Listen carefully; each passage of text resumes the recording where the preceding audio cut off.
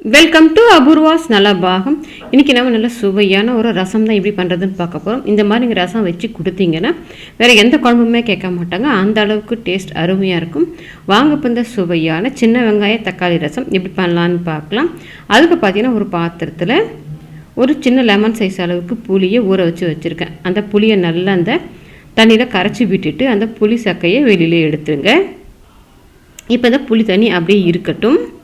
இப்போ ஒரு mixie cup வச்சுட்டு அதில் 2 டீஸ்பூன் வரமல்லி, 1 டீஸ்பூன் மிளகு, 1 டீஸ்பூன் சீரகம், அது கூடவே 2 டீஸ்பூன் துவரம்பருப்பு, ஒரே ஒரு வரமிளகா, ஒரு 7-8 பல் பூண்டு, மேலே உள்ள தோலை மட்டும் எடுத்துருக்கேன். தோல் உரிக்காமல் சேர்த்துட்டு தண்ணி சேர்க்காமல் பல்சில் போட்டு இந்த மாதிரி குறப்பாக அரைச்சி எடுத்துக்கோங்க. நீங்கள் தட்டி எடுத்துக்கிறதுனாலும் எடுத்துக்கலாம்.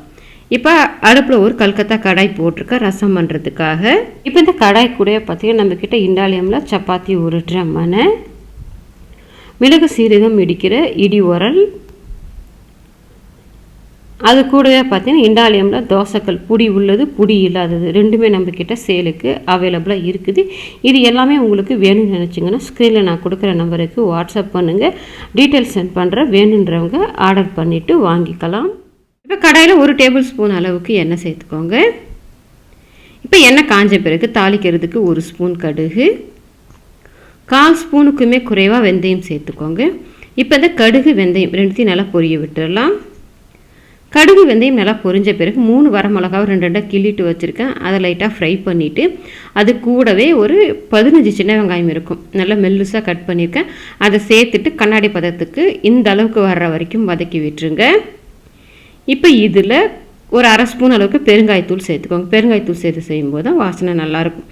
அது கூடவே 3 மீடியம் சைஸ் தக்காளி, நல்லா பழுத்த தக்காளியை பொடியை கட் பண்ணிவிட்டு வச்சுருக்கேன். அதை சேர்த்துட்டு 1/2 ஸ்பூன் மஞ்சத்தூள், அது கூடவே இந்த ரசத்துக்கு தேவையான அளவுக்கு உப்பு சேர்த்துட்டு வதக்கும்போது மஞ்சத்தூள் உப்பு சேர்த்து வதக்கணும்னா தக்காளி சீக்கிரமாகவே நல்லா குழஞ்சி வதங்கி வந்துடும். இப்போ பார்த்தீங்கன்னா தக்காளி நல்லா குழஞ்சி வதங்கி வந்துருச்சு. இந்த ஸ்டேஜில் நம்ம அரைச்சி வச்சுருந்த அந்த மிளகு சீரகத்தை இதில் சேர்த்துக்கோங்க. அதை சேர்த்துட்டு ஒரு நிமிஷத்துக்கு மட்டும் அப்படியே பெரட்டி விட்டுருங்க. ரொம்ப நேரம்லாம் நம்ம வதக்கி விடணும்னு அவசியம் இல்லை. அப்படியே 1 நிமிஷத்துக்கு எல்லாத்தையும் ஒன்றா சேர்த்து பெரட்டி விட்டுட்டு நம்ம கரைச்சி வச்சுருந்த அந்த புளி தண்ணியை சேர்த்துக்கோங்க. அது கூடவே இன்னும் ஒரு 250 ml அளவுக்கு தண்ணி சேர்த்துக்கோங்க. நான் மொத்தமாக ஒரு 1/2 லிட்டர் அளவுக்கு தண்ணி சேர்த்துருக்கேன். இப்போ தண்ணி சேர்த்துட்டு நல்லா கலந்து விட்டுருங்க. நல்லா கலந்து விட்டுட்டு இப்போ இதை நுரைச்சி கொதித்து வரட்டும். இப்போ ரசம் பார்த்திங்கன்னா நல்லா உங்களுக்கு பார்க்கும்போது தெரியும், ஓரங்கள்லாம் நல்லா கொதிக்க ஆரம்பிச்சுட்டு நுரைச்சி வந்துருச்சு. இந்த அளவுக்கு வந்தால் போதும்.